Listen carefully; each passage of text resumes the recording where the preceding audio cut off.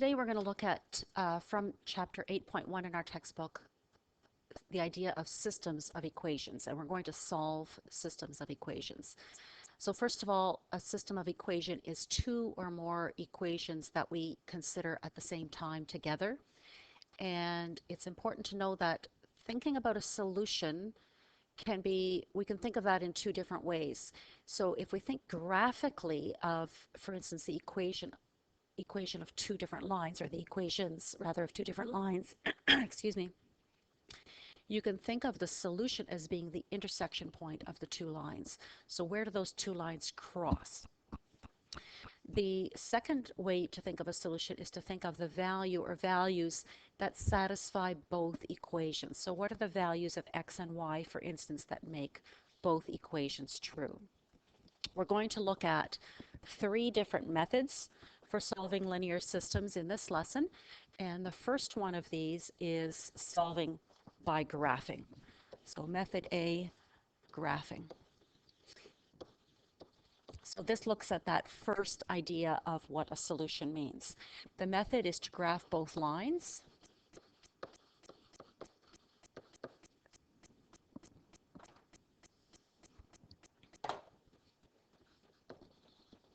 And then find the intersection point.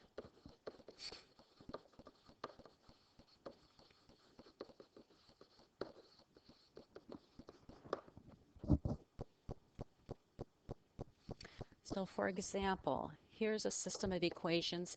You'll notice that I always number my equations. It makes it easier to follow a solution once we get into some of the other methods especially. So here's the first equation, x plus 3y equals 12. And my second equation is x minus 3y equals negative 6. So in order to graph those, remember we learned last semester several different methods for graphing them, but the easiest one is to get y by itself. So if I rearrange this equation, isolating y, I end up with y equals negative 1/3 x plus 4. And if I rearrange this one, I get y equals 1/3 x plus 2. So now these are both in slope-intercept form, so it's quite straightforward to graph those two lines. So if I look at the first one, my y-intercept is at 4, and my slope is negative 1/3, so I'll go down 1 and over 3, and I'll do that several times so that I have enough points to draw a straight line. Sort of straight line.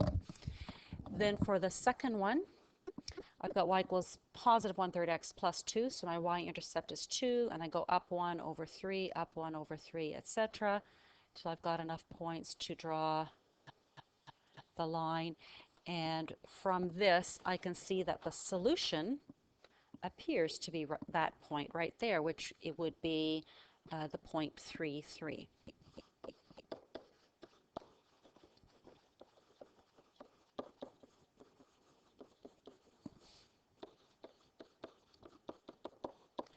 Now, the nice thing about solutions to linear systems, just like many of the solutions that we've done over this past semester, is that we can check the answer. The way to check your answer is to substitute your values for x and y into your original equations. And if it's true for both equations, if it satisfies both equations, that means that point is on both lines, so that is the solution.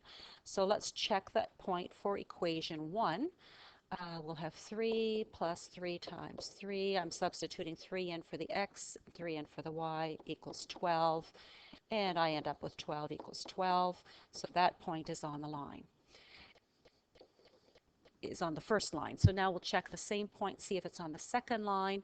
I've got 3 minus 3 times 3 equals negative 6. So I do have negative 6 equals negative 6. This point is also on the second line, so 3, 3 is the solution.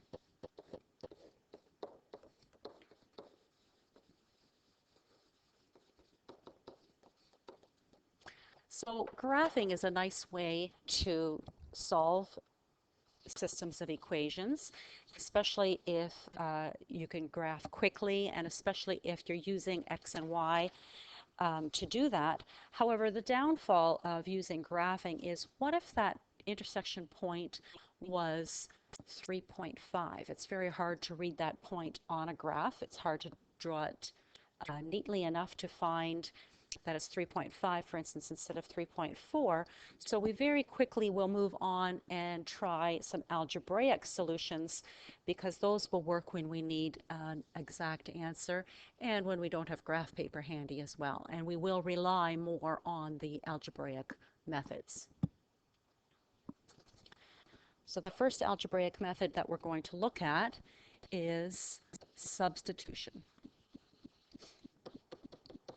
And by an algebraic method, I mean a method where we're just going to use the equations and skills of algebra. So we don't even need to think about what do these lines look like on a graph. We only need to look at the equations and think of them as equations. So our first example here, I've got 4x plus 3y equals 0. And equation 2 is 2x minus y equals 0. In the substitution method, I'm going to talk through the examples here, this example I mean, and then on the next slide I'll write out what the steps are, okay? So the first step is to rearrange one of the equations to get one of the variables by itself. So if I look at equation 2, that y could easily be by itself in that equation without leading to any fractions or weirdness. So I'm going to change equation 2 just by rearranging it, and I'll have y equals 2x. I'm going to substitute this equation, because remember, if the value satisfies this equation, the solution is also going to satisfy the first equation. So I can substitute this value for y into the other equation. So I'll substitute it into 1.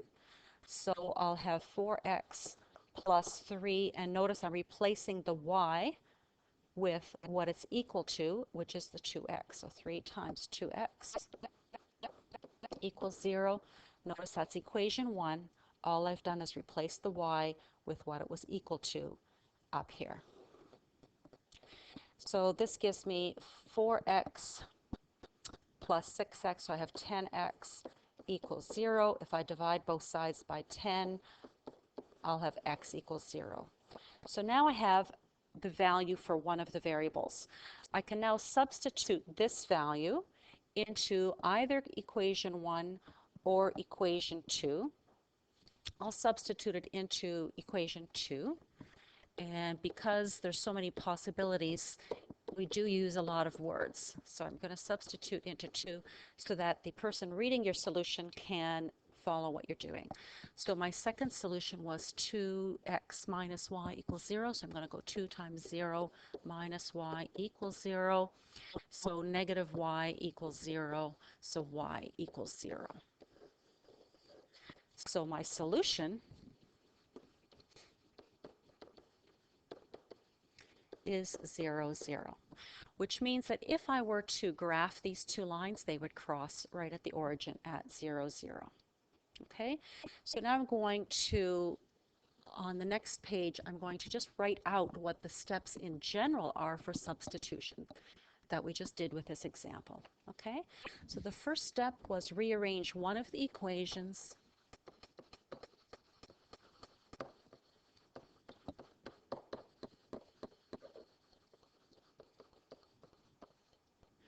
to solve for one of the variables.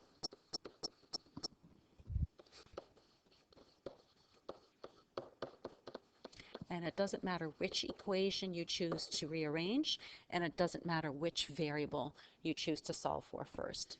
We substitute then the expression that we got in the first step into the other equation.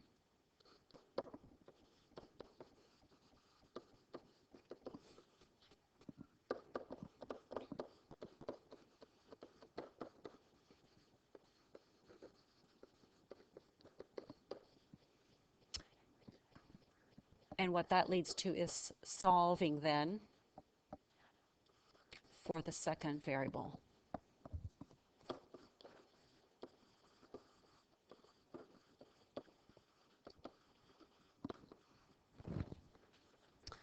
Our next step will be to take that second variable that we just solved for. So now we have a number for one of the two variables, and we substitute that into either one of the original two equations.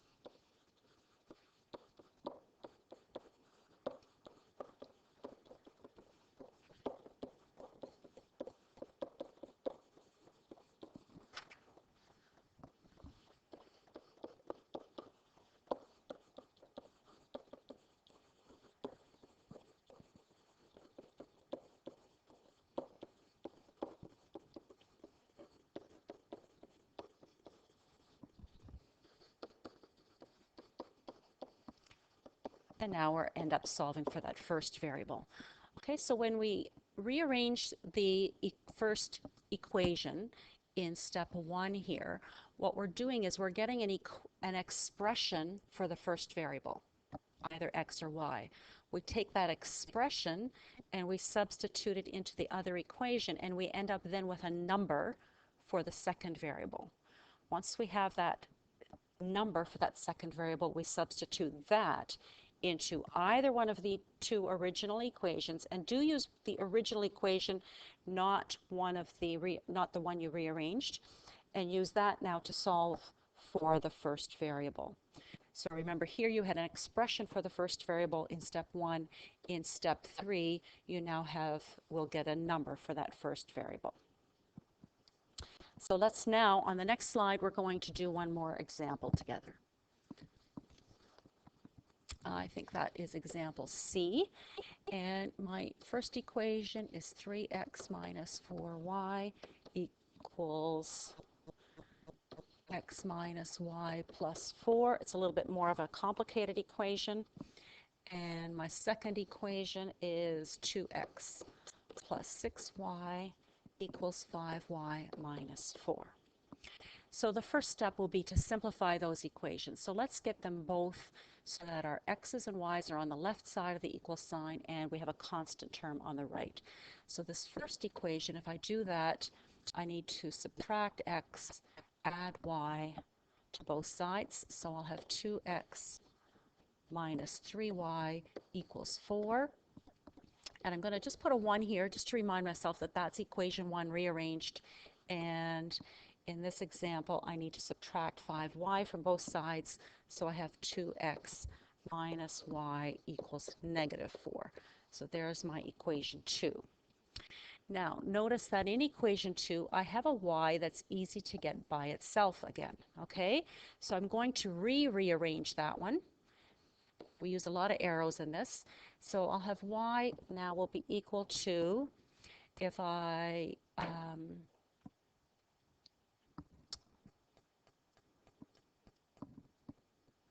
excuse me, that's a plus y there. So y will be equal to negative 2x minus 4. Okay, so now I have an expression for y. I've done the first step of the 3 steps that we need to do. So I'm going to take that expression now, and that was equation 2, so I need to substitute that into equation 1. And I'm going to use the rearranged version of equation 1. So that now becomes 2x minus 3, and I'm replacing y with what it's equal to, which is negative 2x minus 4 equals 4. So I have 2x plus 6x, so I have 8x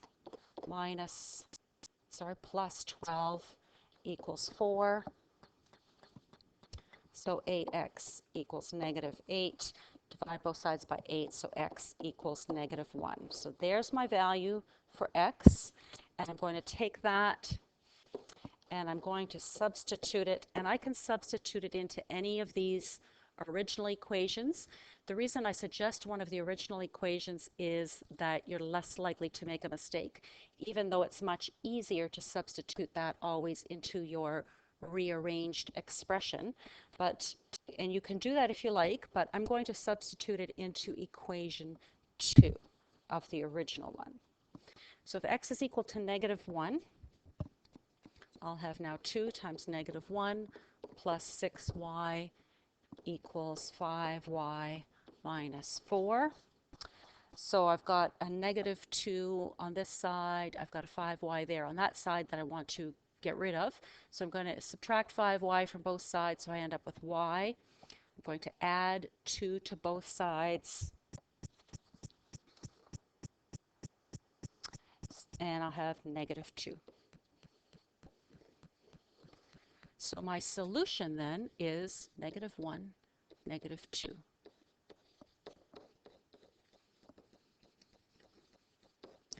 And again, you can always check by substituting the values for x and y into the original equations and checking that they are true. The third method for solving systems of equations is also an algebraic method and actually becomes the favorite method for most students. And this method is called elimination. It's also called the addition method.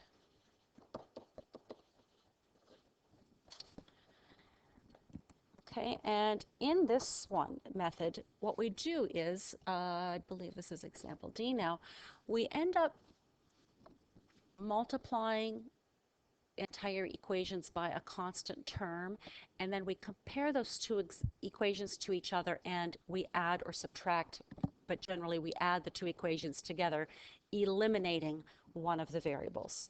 So if I show you with this example, I've got 3x minus 4y equals 11, and my second equation is negative 3x plus 2y equals negative 7.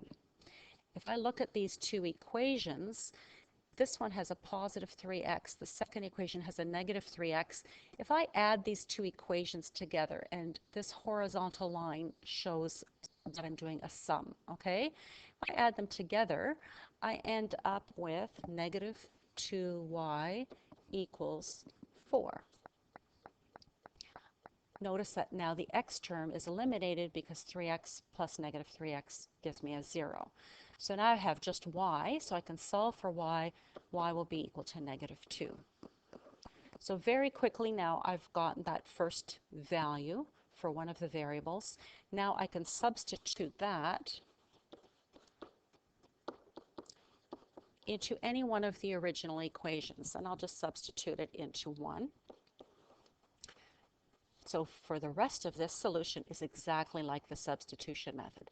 I'm using elimination or addition to eliminate one of the variables. I solve for the second variable, and now I'm going to substitute it into one of the equations. So I'll have 3x minus 4 times negative 2 equals 11. So that will give me a positive 8, which I need to subtract from both sides. So I have 3x equals 3, so x equals 1. So my solution is 1, negative 2.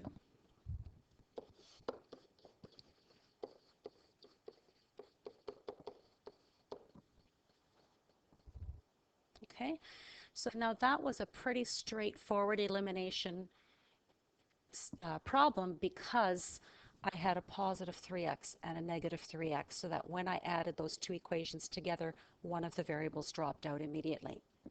I'm going to do an example with you now to show you how you can get to that stage so that a variable eliminates quickly. So with example here, I've got my first equation is 2x equals 7y minus 17. And my second equation is 5y equals 17 minus 3x. If you look at this, you might say, well, I could get that x by itself by dividing both sides by 2, and so I might like to do substitution. But then notice you're going to have fractions on the right side. So it's still worthwhile to learn the elimination method because it does tend to be a little bit easier in the long run. So this arrow just shows that I'm going to rearrange that equation. So I've got 2x minus 7y equals negative 17. I'm going to rearrange this one, so I have 3x plus 5y also equals 17. Now I look at these two equations and I need to eliminate either the x's or the y's. And sometimes it's really clear which one is going to be easier to eliminate than another one. But if I look at the x terms, I've got a 2x and a 3x. To get those equal and opposite, like I had in that first example, I can do that. And if you have a really wide sheet of paper, you can work across one more time possibly and show that rearrangement. But I'm going to move to the next line. So I'm just going to show here what I'm going to do with this equation. I'm going to multiply that first equation by 3 so that I get a 6x. And then I'm going to multiply the second equation by -2 so that I get a -6x. So times -2. So I'm just writing on the arrow the operation that I'm going to do. Now here's the piece that's a little bit tricky. I need to make sure that it's the entire equation that I multiply by 3 or by -2. So equation number 1 now is going to become 6x minus 21y equals -51. So I've multiplied every term by 3 there. Equation 2 now is going to become -6x minus 10y equals -34. So everything on left side and the right side of the equal sign gets multiplied. That way it's the same equation. If I rearranged this equation into y equals mx plus b form to graph, it would be exactly the same result as multiplying the second equation in its original form.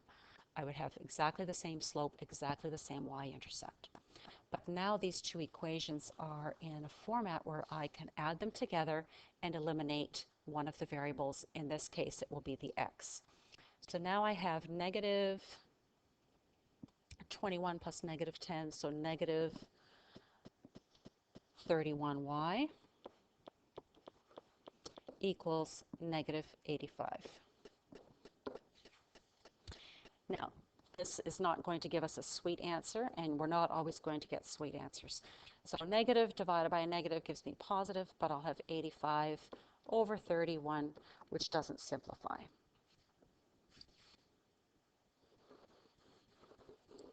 So now I have a value for y, and I can substitute that into one of the original equations, and I'm going to substitute it into that first equation because then I'm going to have my x on the left side, which just makes it a little bit nicer to see.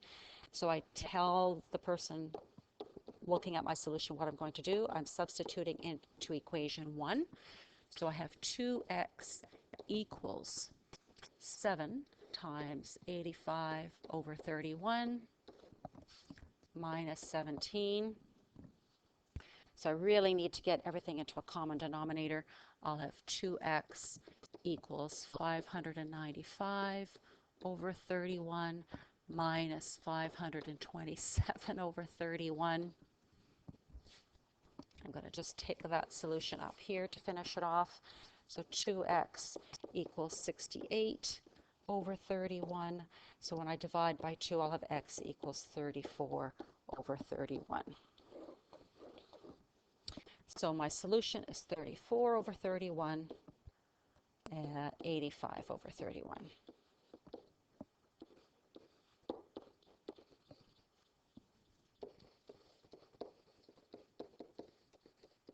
Okay, so there are two examples completed now of using the elimination method. I'll write out the steps on the next slide.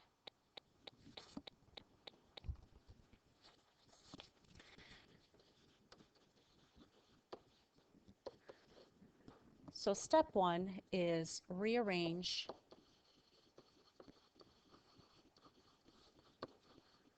both equations if necessary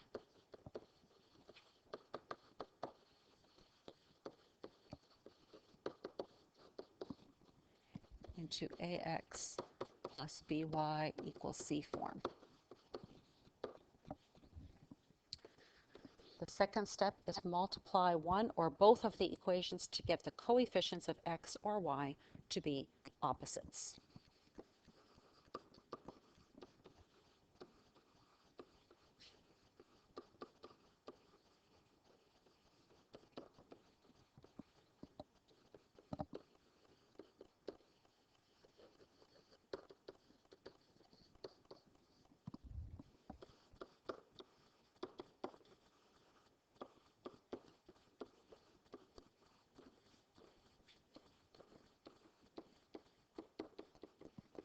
And that would be like the positive 6 and negative 6x that we had in the previous example.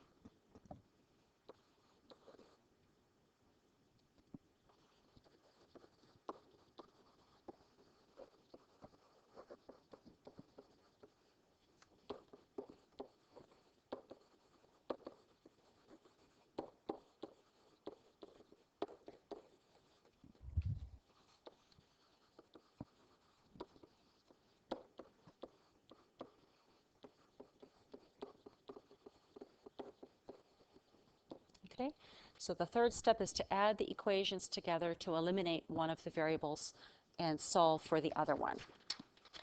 And then the final step is just like the final step of substitution. Substitute that solution into either one of the original equations.